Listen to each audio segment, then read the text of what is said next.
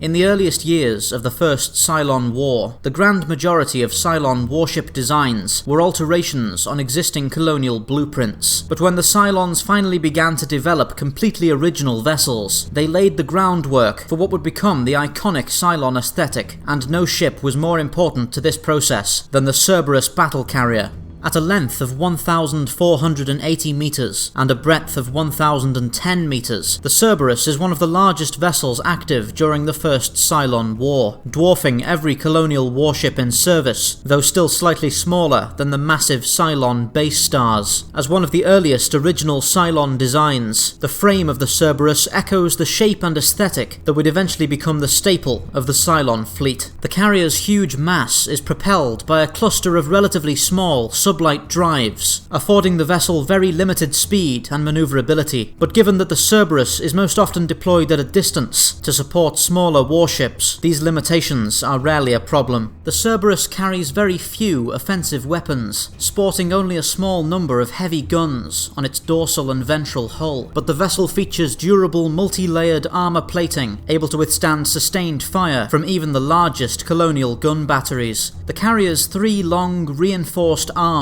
serve as the vessel's flight decks, with each housing a pair of magnetized launching rails, allowing a second inverted fighter to be deployed simultaneously with every launch. Beneath the mouth of each flight deck, underslung retrieval bays allow raiders to be repaired and rearmed rapidly, and in emergency situations, these bays can be loaded with additional craft to serve as supplementary flight decks. A single Cerberus carries a standard complement of 120 strike craft, almost twice that of the largest colonial battlestars, and its wings consist mostly of prototype and Mark I raiders. The vessels can also be loaded with a small number of heavy raiders for boarding attacks, as well as contingents of war driver drones, an unmanned craft carrying no conventional weapons that was designed to serve as a portable electronic warfare suite. The Cerberus carries advanced communications and DRADIS systems intended to help coordinate its massive fighter wing, and in battle, the carriers tend to remain at the edge of the engagement zone, sortying their attack wings to support smaller warships. The Cerberus carrier has gathered a fearful reputation among the men and women of the colonial fleet, often being seen as a sign that the Cylons were advancing far beyond the limits of colonial engineering. The carriers are substantially larger than any colonial warship, and able to coordinate far more fighters than any colonial carrier. By the time the Battlestar Athena was launched, only 2 Cerberus carriers had ever been defeated in battle, and examination of their wreckage revealed that all potentially valuable hardware had self-destructed, robbing the colonials of any opportunity to reverse engineer the advanced Cylon technology. Serving as a powerful symbol of Cylon engineering and military might, the Cerberus carrier is one of the most formidable foes the colonial fleet has ever faced, and across the course of the First Cylon War, the huge vessels were responsible for numerous decisive Cylon victories. Perhaps the only aspect of the Cerberus more impressive than its battlefield record is the carrier's enormous significance to the larger lineage of Cylon warships, representing the first step toward the unique and imposing vessels that would eventually define the Cylon fleet.